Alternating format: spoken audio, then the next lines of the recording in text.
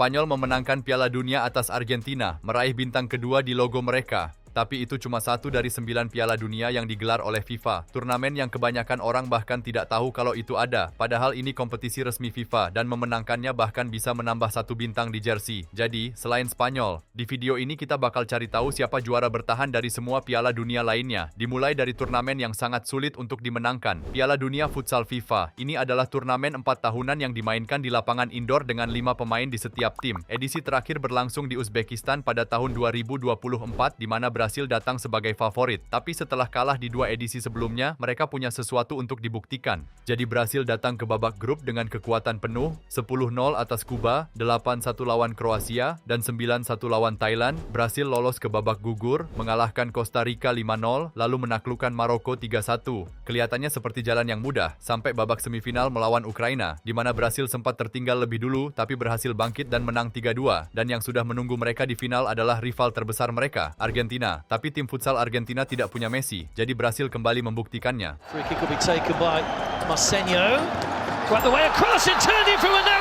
Lalu mereka menggandakan keunggulan. Argentina memperkecil ketinggalan di menit akhir, tapi Brasil bertahan sampai peluit panjang berbunyi. Lewat kemenangan 2-1, tim futsal Brasil menjadi juara dunia 6 kali, mengamankan bintang ke-6 di jersey mereka. Tapi kita masih punya 7 juara lagi untuk dilihat, termasuk beberapa cerita luar biasa dan tim nasional yang menjuarai Piala Dunia untuk pertama kalinya. Sementara itu, tim futsal putri Brasil belum pernah menjuarai Piala Dunia. Karena turnamennya bahkan belum ada. Semua berubah pada tahun 2025 saat edisi pertama digelar di Filipina. Setiap tim mengincar bintang yang paling pertama, tapi Brasil tidak memberi kesempatan pada siapapun. 6 kemenangan dari 6 pertandingan, mencetak 32 gol dan cuma kebobolan 4 gol. Bahkan laga final berjalan mudah, menang 3-0 atas Portugal. Tapi sekarang kita lanjut ke Piala Dunia yang pernah diisi banyak bintang, seperti Ronaldinho, Xavi, Toni Kroos, dan bahkan Neymar. Piala Dunia U17. Turnamen ini mengumpulkan talenta muda terbaik di dunia. Dan pada edisi terbaru yang digelar di Qatar, Brasil berhasil melaju sampai ke semifinal. Tapi melawan Portugal, mereka menghadapi pertarungan sengit yang berlanjut ke adu penalti, dan Brasil gagal 2 kali. Dengan begitu, Portugal lolos ke partai final, yang bakal digelar di Stadion Khalifa di depan 30.000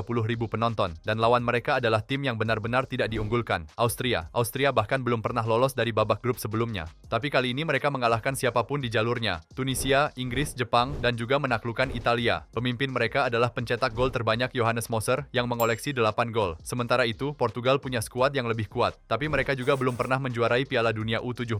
Pertandingan bisa saja dimenangkan siapapun sampai, masih di babak pertama, Portugal membangun serangan yang sangat luar biasa. No Mundial, vamos conferir essa chegada do Duarte Cunha, na cara do gol, cruzou, pintou, gol! Satu gol yang ternyata menjadi satu-satunya gol di laga ini. Jadi lewat skor 1-0, Portugal menjadi juara U17 untuk pertama kalinya sepanjang sejarah. Bola emas diraih oleh gelandang Mateus Mide dari Akademi Porto, sementara sepatu emas diraih oleh Johannes Moser dari Akademi Salzburg. Saya yakin kita bakal mendengar lebih banyak tentang mereka di masa depan. Tapi kalau Piala Dunia U17 saja sudah menampilkan talenta yang luar biasa, turnamen berikutnya jauh lebih kompetitif. Piala Dunia ini diisi oleh pemain sampai usia 20 tahun, yang artinya banyak dari mereka sudah main di tingkat profesional. Turnamen ini sudah ada sejak tahun 1970-an dan pernah diisi nama-nama legendaris seperti Maradona, Iniesta, Kaká, Harry Kane, Haaland, dan bahkan Messi. Jadi menjuarainya sangatlah sulit. Turnamen ini digelar setiap 2 tahun sekali dan edisi terakhir berlangsung pada tahun 2025 di Chile, di mana sekali lagi Brasil punya ekspektasi tinggi, tapi mereka justru mencatat hasil terburuk sepanjang masa, tersingkir di babak grup. Ini bukan sinyal bagus buat masa depan Brasil. Sementara itu di grup yang sama, ada Maroko yang bahkan tidak pernah lolos ke turnamen ini selama 20 tahun, tapi mereka berhasil finish sebagai juara grup dan membawa momentum itu ke babak gugur. Mereka mengalahkan Korea Selatan, Amerika Serikat, lalu menaklukkan Prancis lewat adu penalti, mencapai final pertama dalam sejarah mereka. Final pertama mereka di semua kategori Piala Dunia. Jadi ini momen yang sangat besar buat Maroko, tapi mereka tetap bukan favorit. Di final mereka harus menghadapi Argentina, negara paling sukses di kategori ini. Jadi, lebih dari 40.000 penonton di Stadion Nasional Chile berharap melihat Argentina mengangkat trofi. Tapi cuma dalam 12 menit Maroko membuat semua orang terkejut.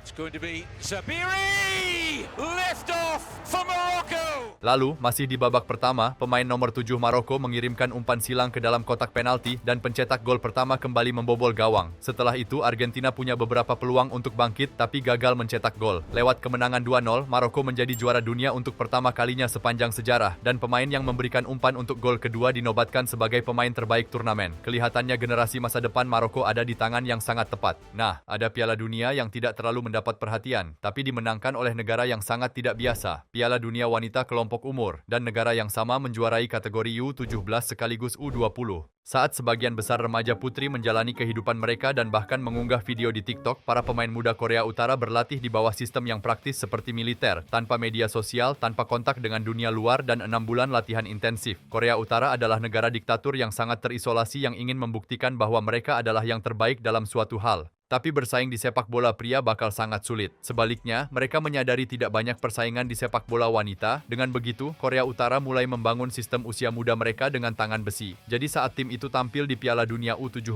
terbaru, hasilnya sangat mengerikan. Mereka menyapu bersih semua laga di babak grup, termasuk kemenangan 5-0 atas Belanda. Lalu mereka membantai Maroko 6-1, mengalahkan Jepang 5-1, menundukkan Brasil 2-0, dan di partai final melawan Belanda 3-0. Itu adalah dominasi mutlak. Sementara itu, tim putri U20 mereka tidak ada bedanya. Pada edisi terbaru di Kolombia, mereka mengalahkan Argentina 6-2, membantai Costa Rica 9-0, dan menundukkan Belanda 2-0. Semua itu baru di babak grup saja. Lalu di babak gugur, mereka menang 5-2 lawan Austria dan 1-0 atas Brasil. Jadi mereka lolos ke semifinal menghadapi salah satu rival politik terbesar Korea Utara, Amerika Serikat. Para pemain ini tumbuh besar dengan ajaran bahwa Amerika Serikat adalah musuh terbesar mereka, jadi buat mereka, memenangkan laga itu adalah hal yang sangat besar. Amerika Serikat juga punya tim yang kuat, tapi mereka menyia-nyiakan peluang. Sampai sebelum babak pertama usai, Korea Utara mencetak gol. Sejak saat itu, mereka hanya perlu mempertahankan keunggulan untuk menang 1-0.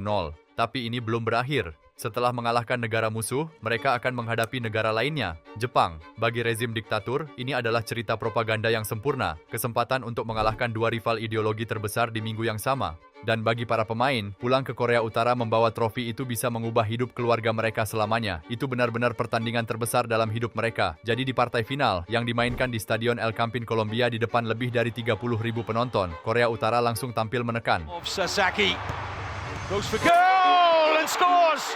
Setelah itu, Korea Utara mengambil alih kendali lewat keunggulan fisik mereka. Jadi Jepang tidak punya kesempatan dan lewat kemenangan 1-0, Korea Utara menjadi juara. Pulang ke rumah sebagai pahlawan nasional, dirayakan hampir seperti mereka telah menjuarai Piala Dunia Senior. Mereka membuat Kim Jong-un bahagia. Sekarang, Piala Dunia berikutnya benar-benar berbeda dari semua yang sudah kita lihat sejauh ini. Bukan dimainkan di atas rumput atau di lapangan dalam ruangan, melainkan di atas pasir. Piala Dunia Sepak Bola Pantai FIFA. Versi permainan ini dimainkan oleh 5 pemain di setiap tim. Dan karena bola tidak bergulir dengan baik di atas pasir, para pemain terus-menerus mengangkat bola untuk melakukan tendangan salto dan voli. Edisi terakhir berlangsung pada tahun 2025 di Seychelles, sebuah negara kepulauan di lepas pantai Afrika, dan setiap pertandingan dimainkan di arena ini. Lihat betapa indahnya arena ini. Turnamen ini pernah dimenangkan oleh negara-negara seperti Portugal dan bahkan Rusia, tapi negara yang benar-benar mendominasinya adalah Brasil, yang datang ke turnamen dengan 6 bintang di jersey mereka. Tapi perjalanan mereka dimulai secara perlahan, hanya menang 3-1 atas Honduras dan menang 2-1 melawan Italia. Meskipun begitu, di pertandingan terakhir babak grup, Brasil membantai Oman 11-1. Lalu di babak perempat final, mereka menang 6-0 atas Spanyol dan kemudian 4-2 atas Portugal. Sekarang untuk menjadi juara, Brasil hanya perlu mengalahkan Belarusia, negara yang bahkan tidak punya laut, tapi bisa mencapai final sepak bola pantai. Brasil mengharapkan kemenangan yang mudah dan dengan cepat unggul 3-1. Tapi di menit-menit akhir, Belarusia bangkit dan menyamakan kedudukan menjadi 3-3. Pertandingan sepertinya akan berlanjut ke babak perpanjangan waktu. Tapi kemudian dengan sisa waktu kurang dari 2 menit,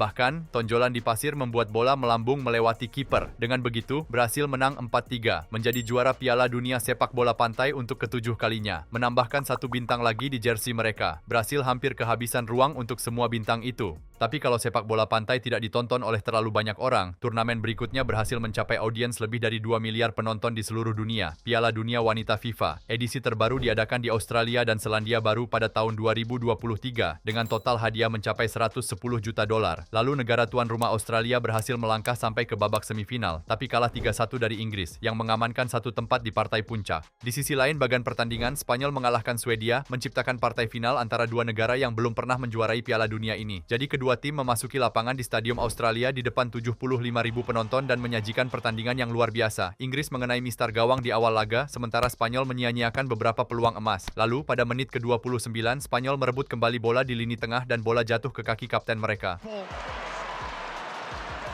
Carmona's providing the overlap. Here she comes. 1-0 Spain. Setelah itu, mereka berhasil bertahan dari tekanan Inggris. Lewat kemenangan 1-0, Spanyol menjuarai Piala Dunia Wanita pertama mereka sepanjang sejarah. Jadi Spanyol, Portugal, Maroko, Korea Utara, dan Brasil semuanya bisa menyebut diri mereka sebagai juara dunia FIFA saat ini. Jadi bagaimana pendapatmu tentang video ini? Kalau kamu suka, sepertinya kamu juga bakal suka yang satu ini. Terima kasih sudah menonton dan sampai jumpa.